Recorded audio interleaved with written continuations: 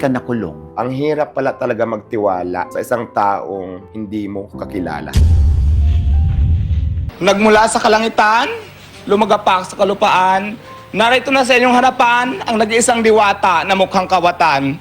Si Deo Harito Balbuena, mas kilala bilang si Diwata, ay isa sa pinakapinag-usapang personalidad sa social media. Mula sa pagiging pares vendor sa kalsada hanggang sa pagiging viral internet figure na kinilala ng milyon-milyon. Ngunit sa likod ng mahabang pila, parangal at kasikatan, may mas komplikadong kwento na hindi agad nakikita sa kamera. Paano nga ba nagsimula ang kanyang pag-angat? Ano ang tunay na nangyari sa likod ng kanyang negosyo, mga kontrobersya at mga isyong patuloy na sinusuri ng publiko?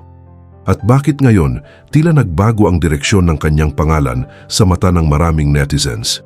Sa video na ito, himayin natin ang buong kwento ni Diwata, mula sa kanyang pinagmulan, pagsikat, hanggang sa mga hamong dumating kasabay ng kanyang kasikatan, gamit ang malinaw na paghihiwalay sa kung ano ang beripikadong impormasyon, ano ang sariling pahayag niya, at ano ang reaksyon ng publiko.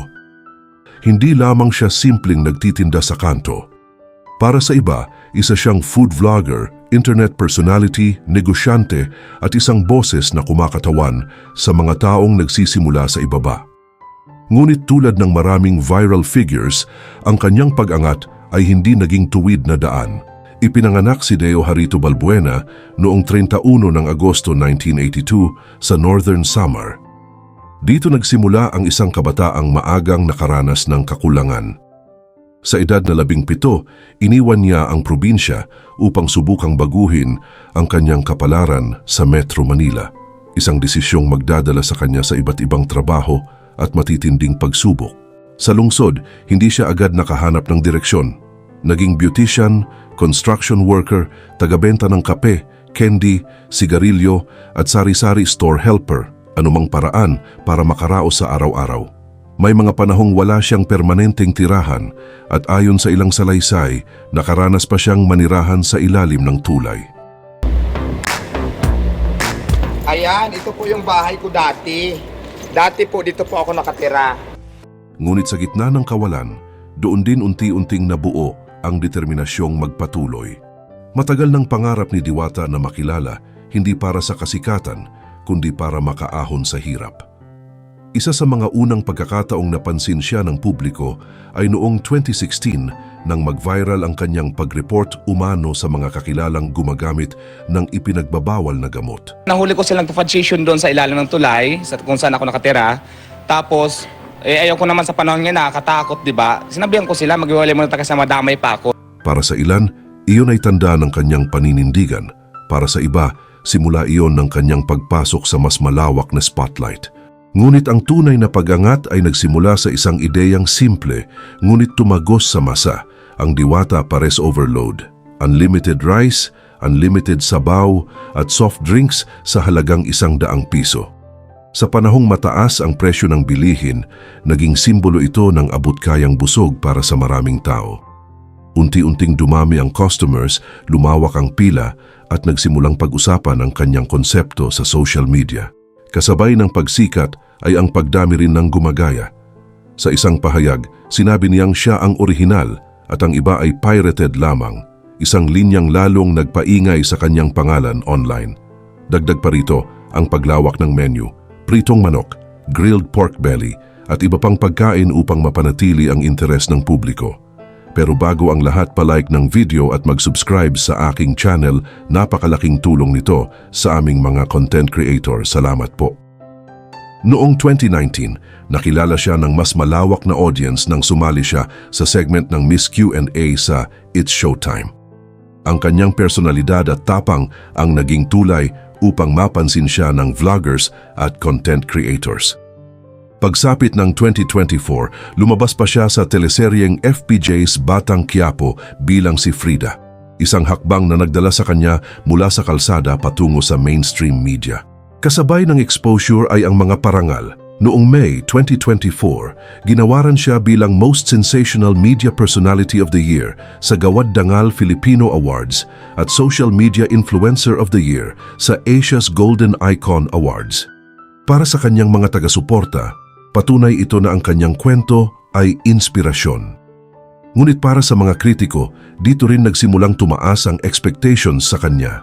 Habang lumalawak ang impluensya, dumating din ang mga regalong mula sa mga taong humanga sa kanyang journey, kabilang ang house and lot at halagang 1 milyong piso mula kay Rose Martan Pamulaklakin at iba pang mamahaling regalo mula sa ilang content creators.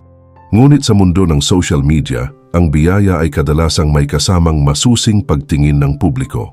Noong April 2024, inaresto si Diwata dahil sa kasong slight physical injury na nag-ugat pa umano noong 2018. Nakalaya rin siya sa parehong araw matapos magpiyansa. Pagdating ng February 2025, muling umingay ang kanyang pangalan matapos punahin ng National Commission on Indigenous Peoples ang paggamit niya ng katutubong kasuotan sa isang festival, bagay na iniuugnay sa usapin ng cultural sensitivity. Naglabas siya ng public apology matapos ang batikos. Hindi rin nawala ang mga reklamo tungkol sa accessibility, hygiene at pagtrato umano sa customers. May ilang netizens at personalidad ang nagsabing dapat pagtuunan ng pansin ang kalinisan at consistency ng negosyo. Medyo amoy ebak nga yung paligid. Wala na po talagang lasa yung pagkain. Sa mga online forum gaya ng Reddit, lumitaw ang mga opinyon na maaring bumaba ang kalidad kung hindi maayos ang pamamahala at may mga tanong din ukol sa permits at compliance, bagamat hindi lahat ng ito ay beripikadong ulat. Sa kabila ng lahat, patuloy ang paglawak ng kanyang pangalan, maging sa larangan ng politika kung saan naging ika-4 siyang nominado ng Vendors Party List para sa 2025 elections, bagamat hindi ito nagwagi ng pwesto. Ngunit tulad ng maraming viral na kwento, dumating din ang yugto ng paghina ng hype. Ayon sa ilang ulat at social media posts, hindi na kasing haba ang pila sa kanyang paresan kumpara noong kasagsagan ng kasikatan. Ang dating mataong eksena ay napalitan ng mas tahimik na espasyo, isang paalala kung gaano kabilis magbago ang takbo ng internet fame. Dagdag pa rito ang issue sa franchising at business partnerships. Sa isang emosyonal na pahayag sa social media, ibinahagi ni Diwata na may mga branch na ginagamit ang kanyang pangalan, ngunit wala umano siyang natatanggap na kita. Ayon sa kanya, may obligasyon pa siyang bayaran na umaabot sa mahigit 300,000 pesos dahil nakapangalan sa kanya ang isang branch kahit wala na raw siyang direktang kontrol dito. Ito ay sariling pahayag niya at hindi pa nasusuri ng buo sa publiko. Para sa ilan, ito ay kwento ng sakripisyo.